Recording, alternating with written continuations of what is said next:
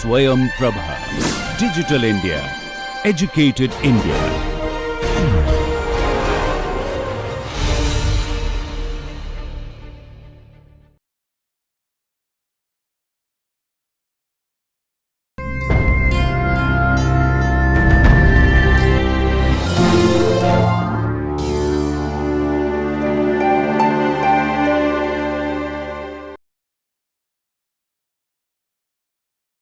Good morning everyone. Welcome to yet another session of the NPTEL course Indian Fiction in English.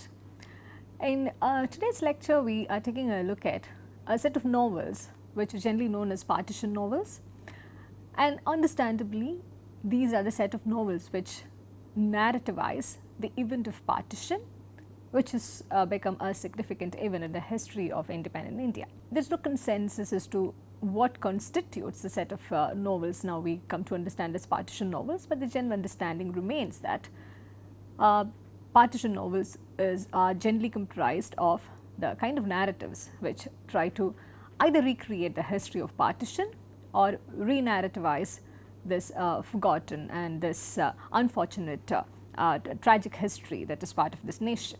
For this lecture, this reading from Priyambada Gopal's book, The Indian English Novel, is very important. There's an entire chapter that she has on partition, which is titled Writing Partition, and she talks about particular kinds of novels which have been narrativizing, which have been recreating the story of partition from different perspectives. So, an understanding of this chapter from Gopal's book will certainly enhance your own critical understanding of the partition writing as well. When we talk about partition, we primarily have in mind the partitioning of colonial India along religious lines, and we all know that after this event, two nations were born, India and Pakistan. So, the history of partition is also the history of the birth of two of these nations, India and Pakistan. And if you know your history well, you also know that this was a compounding result of the divide and rule policy by the colonial administration. And we also know that this had led to an accentuated kind of divisions and differences between Hindus and Muslims in colonial India.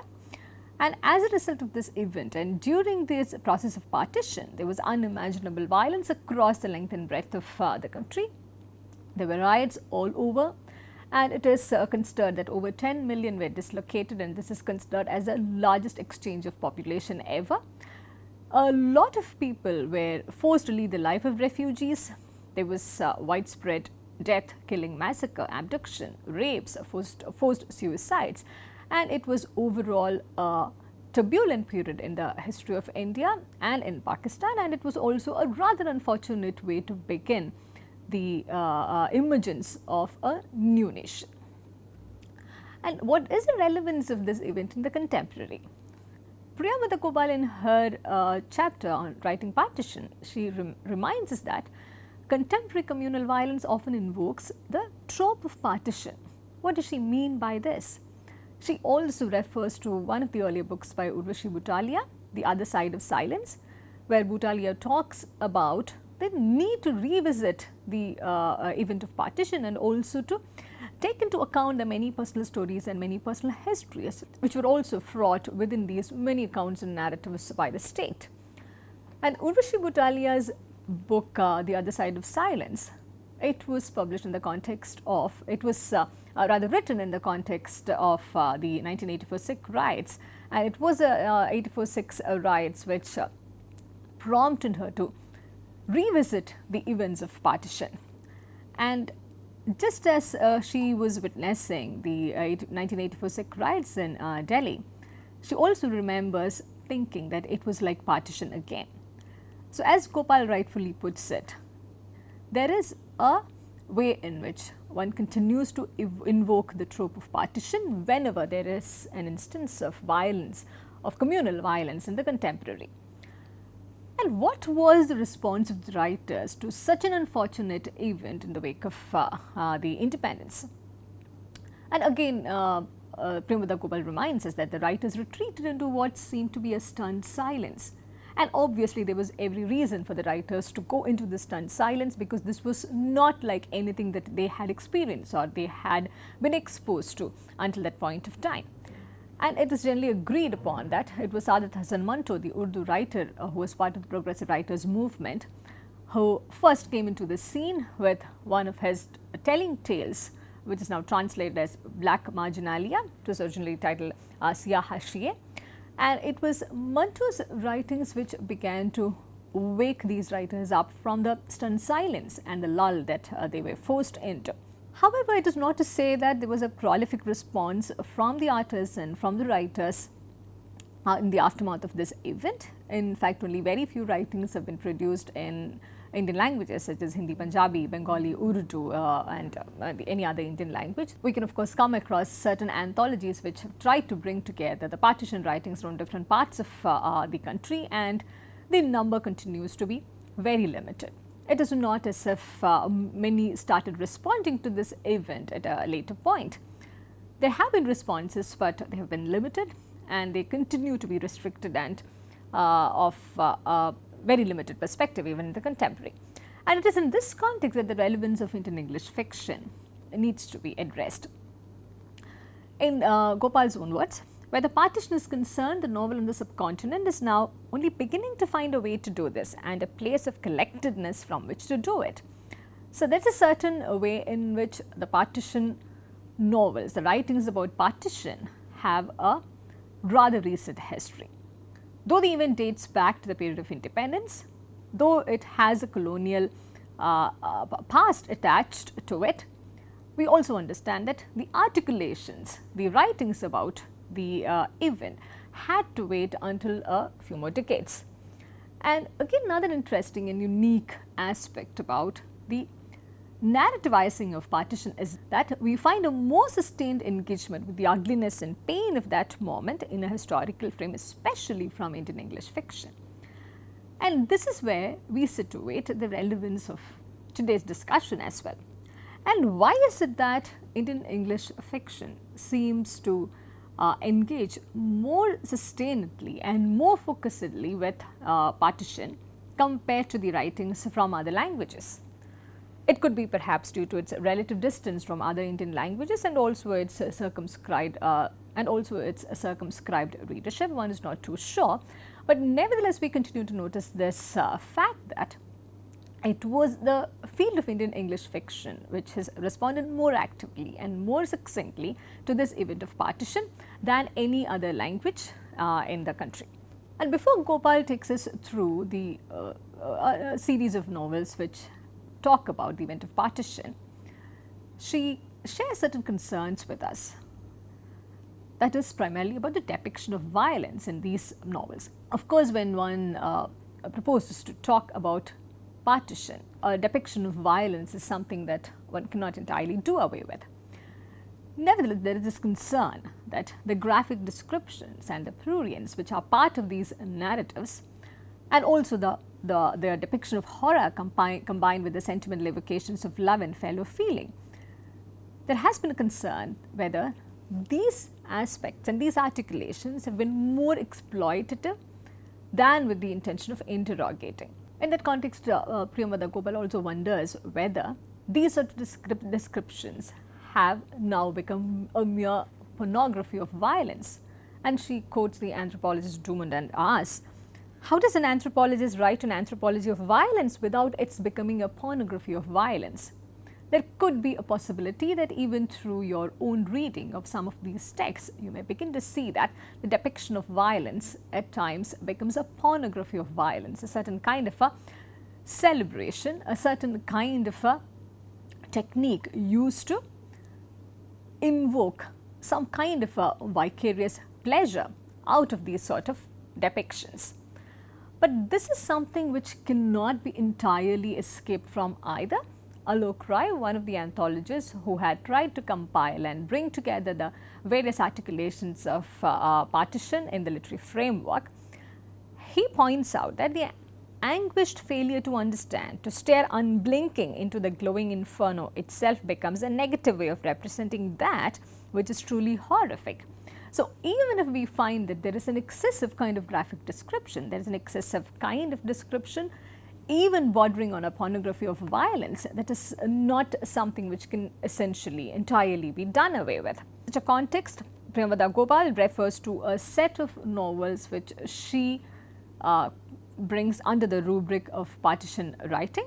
She talks about Azadi by Chaman Nahal, Train to Pakistan by Khushwant Singh, The Heart Divided by Mumtaz Shah Nawaz, Ice Candy Man by Bapsi Sitwa, which is also part of a detailed reading, Noor by Suraya Khan, Shame by Salman Rushdie, The Shadow Lines by Amitav Ghosh, a novel which we have already taken a look at, Looking Through Glass by Mukul Kesavan.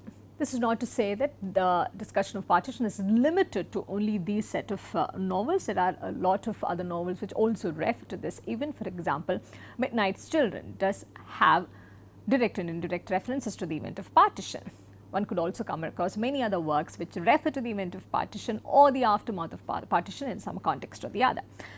But for the purpose of this discussion, we limit our reference to these set of novels. The Train to Pakistan was published in 1961. It was written by Khushwant Singh, one of the best known and best loved writers of India. And the context is in a Punjabi village. The story is about a Punjabi village and its enforced awakening to the reality of partition.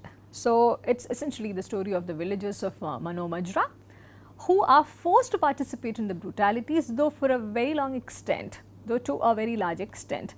They refrain themselves from becoming part of this dominant rhetoric of dividing the population in the name of religion. So, there are certain instances in the novel where they were pretty sure at one point that one cannot discriminate against their neighbors on account of the religion. But at a later point, the inevitability of the political events, it forces them into a participation of these brutalities. We shall not be going to the details of this. The Heart Divided is a novel by Mumtaz Shah Nawaz. This was published posthumously after her death in a plane crash. Incidentally, Mumtaz Shah Nawaz was also a member of the Muslim League and also a very prominent activist of the women's movement of that period. At the heart of this novel is this idea that the division of India had already taken place. The division had already taken place in the heart, that is, in the universe of emotions and religions.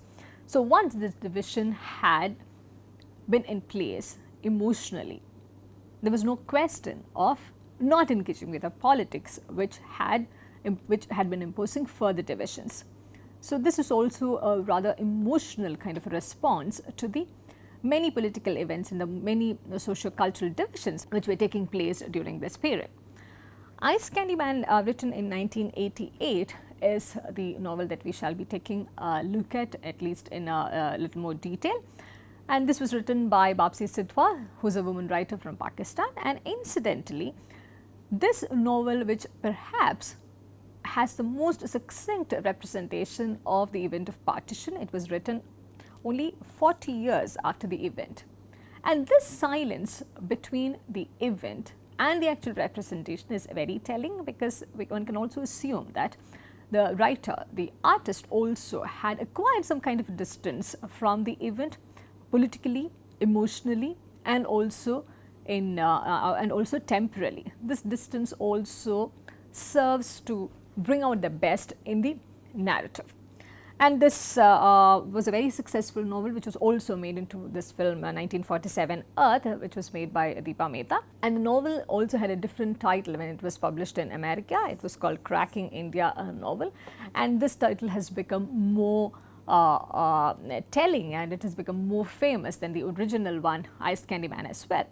And the movie also had a successful run, given that it had a wonderful rendition of the event of partition and the violence that ensued. There are certain changes which the movie has brought in, but nevertheless it stays true to the spirit of the book in terms of depicting the events of partition. The novel Ice Candy Man is narrated from the perspective of a handicapped Parsi child, and her name is Lenny, and this in that sense again employs the trope of a child narrator. And even when we were discussing the shadow lines, we've already spoken a bit about the advantages of having a child narrator and the perspective of an innocent child. And in this work, which is primarily about a violent event such as partition, the perspective of the handicapped Parsi child is also to provide a self-consciously marginalized and innocent perspective, Because given the violent history that this event has, and the violent execution that it apparently had, it is difficult to come up with an objective perspective or an innocent perspective. And the employment of a child narrative makes it possible to do all of this, and also to give a rather distanced kind of rendition, given that it is a child who has not really been involved in the event at any process, who has not been involved in this event at any stage. But nevertheless, it is not just about the child narrator. There are certain shifting perspectives as well. We do have the intervention of a knowing authorial voice which intrudes into the narration every now and then to clarify certain things or to bring in a different kind of a perspective. The novel is set in Lahore in 1940s, almost a decade before, well within the decade when the event of partition was supposed to take place. Like many other historical works of this similar nature, this novel also employs the eyewitness account, and we find the narration being carried out from the perspective of non-actors. And in this context of this novel, the non-actors are children and the Parsi community. Children are not involved in the event for obvious reasons, and the Parsi community continues to remain in the margins, but nevertheless there is a safe distance and a certain kind of a safety net within which they manage to not get involved in some of these turbulent affairs. And it is also the kind of an experience by a sheltered upper class child. And with this, Sidhwa is perhaps also trying to tell us that not all children were as fortunate as Lenny was. Lenny was of course scarred by some of the experiences and some of the things that she had to witness and she had to undergo. But nevertheless, there was a certain kind of a comfort zone within which she could place herself on account of her age, on account of her class and her community. But this does not prevent the author from not engaging with certain iconic images of the partition, though this is entirely narrated from the perspective of the child. The novel also brings in certain iconic images of the partition, which at times we may begin to wonder whether this has become too graphic or whether this is now bordering the pornography of violence. For instance, we have images such as railway carriages full of corpses, burning houses, the intolerable shrieks and wails of women being raped, tangled pile of unrecognizable bodies, gunny sacks filled with chopped off breasts. While most of these things did happen in reality, and while perhaps the reality was more gross and more graphic and more disastrous than how these depictions were, these sort of images continue to be seen as the iconic images of partition, which again brings us back to the original concern that Gopal and many others had, whether an anthropology of violence occasionally may slip into a pornography of violence. But this does not really take away the charm from this entire narrative. And let me also introduce you to some of the major characters of this novel. There is Lenny, an 8-year-old Parsi girl who is also the narrator. She has a Hindu ayah, Shanta, and the ayah is also a central figure in the novel because most of the events are also centered around her. There is the ice candy man, who is the Muslim street vendor Dilnawaz, and he also has an interest in the ayah Shanta. And things remain quite peaceful in undivided India until the riots break out in Lahore, in a faraway locality, not in the place where Lenny and Aya and her friends are located, but nevertheless the repercussions of those begin to affect them as well. Ice Candy Man, who comes across as a happy-go-lucky fellow until that point of time, he changes entirely when he gets to know that his sisters were brutally murdered in a train. And he also witnesses the train approaching the station with mutilated bodies of Muslim passengers. And from that moment onwards, we find that his entire psyche undergoes a change. The relations that he had until that point of time, the past which was undivided in terms of religion, it is completely replaced with this desire to kill Hindus.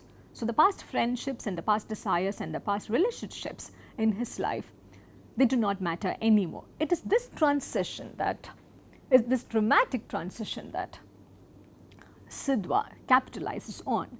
And she, in some form or the other, through this narration, is trying to tell us that it was not necessarily about good men and bad men. It was not necessarily about the good communities and the bad communities, but it was about a certain kind of a political situation which was forcing people into brutalities, which was forcing people to take sides. And in the coming back to the novel, the ice candy man, Dil Nawaz, he also ends up abducting Shanta, who was once the object of his desire. Shanta is finally rescued, she reaches Amritsar, and there is a certain ray of hope towards the end when we find Ice Candyman following her to Amritsar. We will not go into the details of the storyline. Some of the dominant themes that Sidhwa continues to explore through this plot structure are the psychological effects of partition, dislocation and disintegration on different individuals.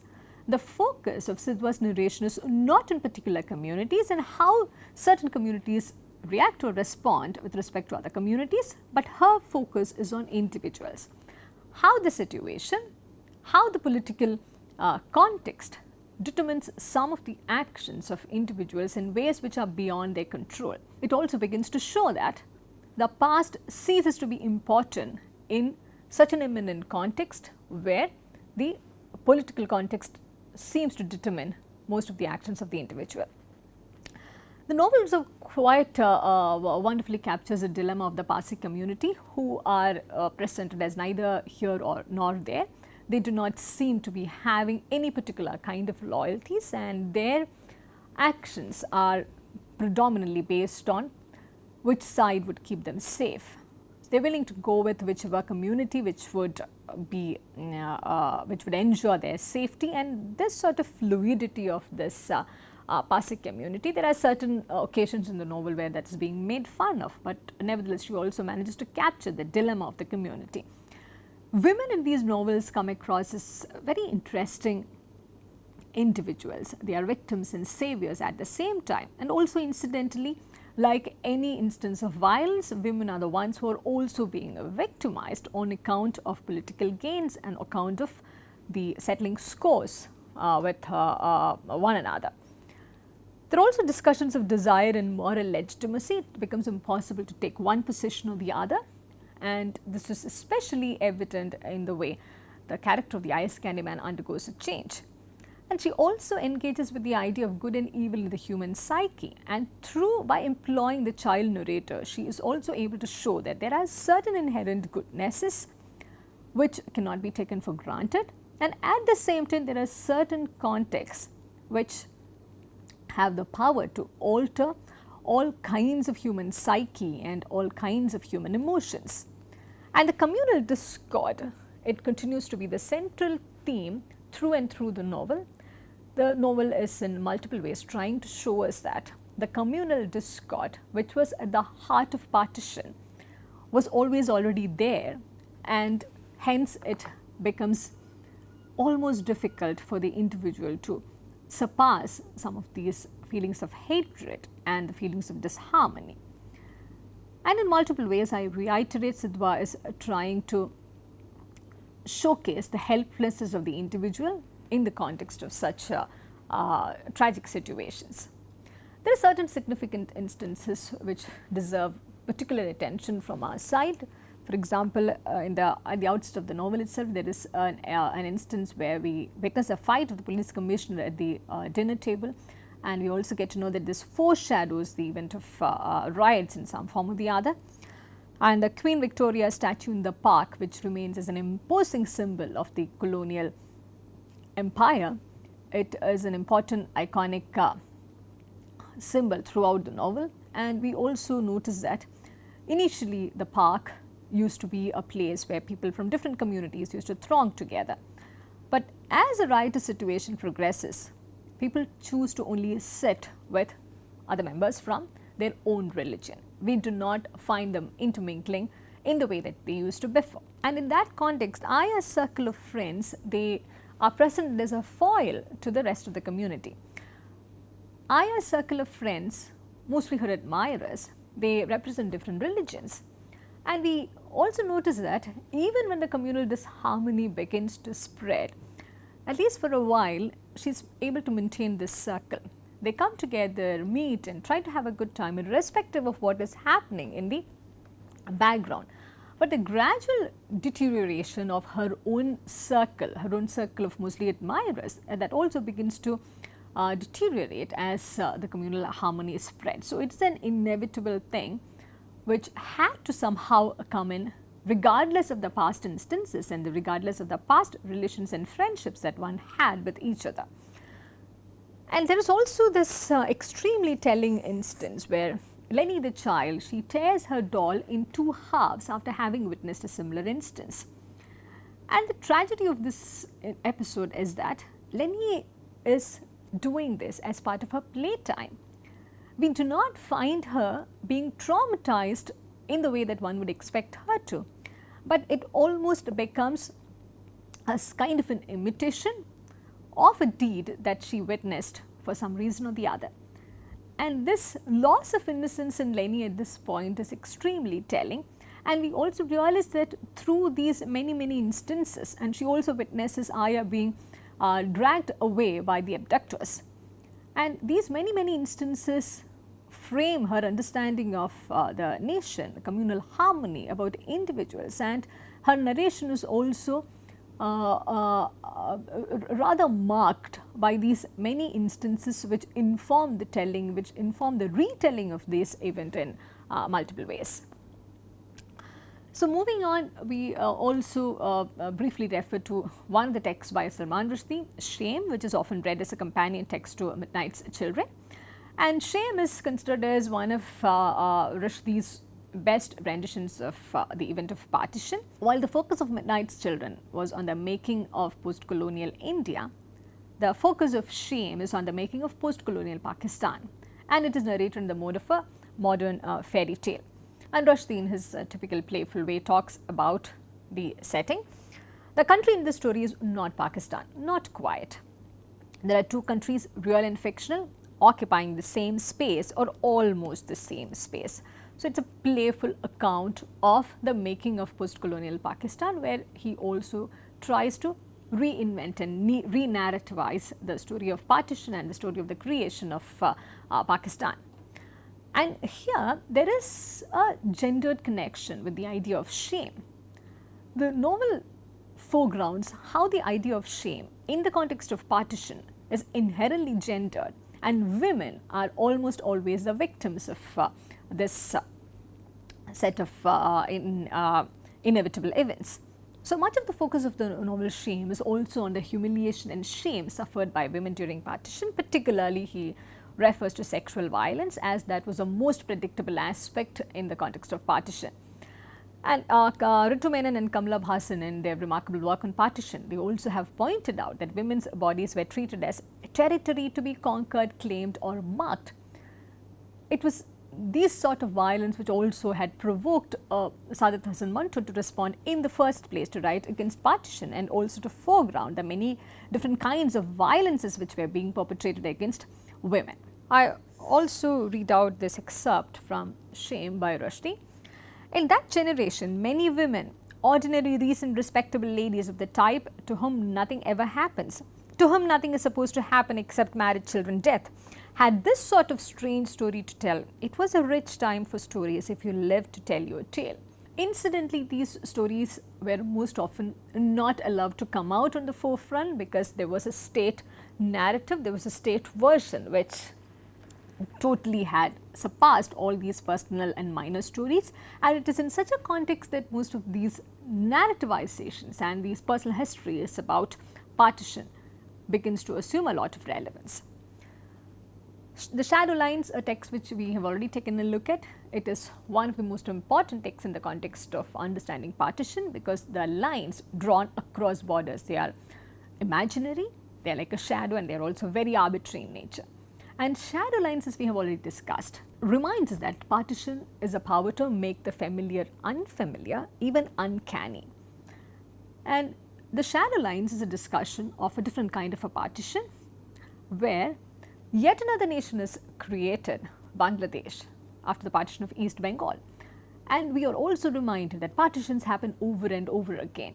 So we find an uncanny repetition, an almost a prophetic repetition of what Saadat Hasan Manto had wondered in the 1940s in the aftermath of partition.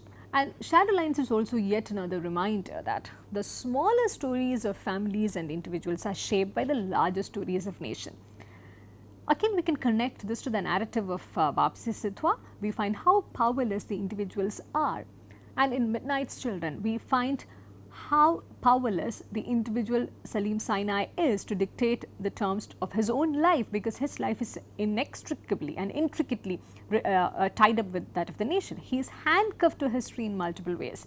So what perhaps differentiates most of these narrations and the protagonists is that their life is inextricably tied to that of the story of the nation.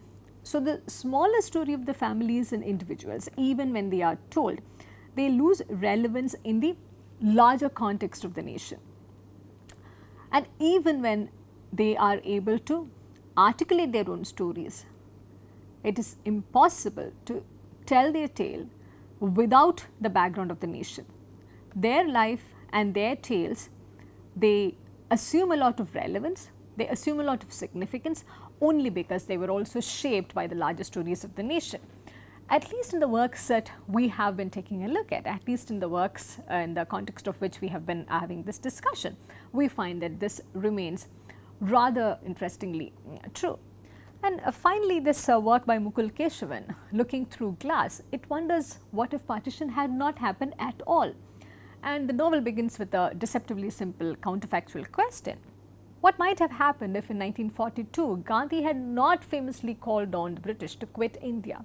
This is of course an imaginative retelling, and it also tries to envision that future which would have perhaps unfolded before us if the Quit India movement and the event of partition had not happened at all in this problematic history. So without going into further details of this, I would like to wrap up this discussion. We have now taken a look at a series of novels which talk about partition within this field of Indian fiction English, and we have also realized that unlike the regional languages where there is a certain kind of distanciation from national events such as partition, we find that Indian English fiction had been actively engaging with the stories of partition, the stories of emergency, and the many events of national importance in that respect. So let me also leave you with this conclusion from Premvada Gopal's work, where she tries to sum up the discussion on writing partition.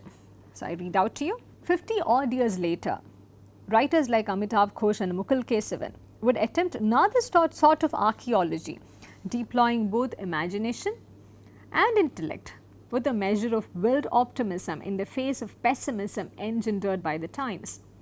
These are projects necessarily situated at the interstices of literary and historical endeavours.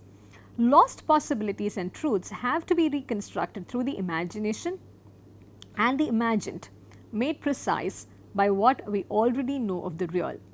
This job is not one of rewriting history, commanded by the muhajirs of shame, but the task of painstakingly unearthing fragments of stories, slivers of the palimpsest, and without imposing a false wholeness or plenitude, undoing absences and reconstructing possibilities. So this is what I would like to leave you with as we wrap up this lecture. These discussions and these articulations are multiple ways of reconstructing possibilities, if not anything. I also strongly encourage you to read through at least some of these novels which are of interest to you, and I am sure you will also get a fairly different kind of idea about how the re-narrativizing of history also leaves us with fresh possibilities to understand the nation and also about the individuals which are fraught within these many narratives of the nation. I thank you for listening, and I look forward to seeing you in the next session.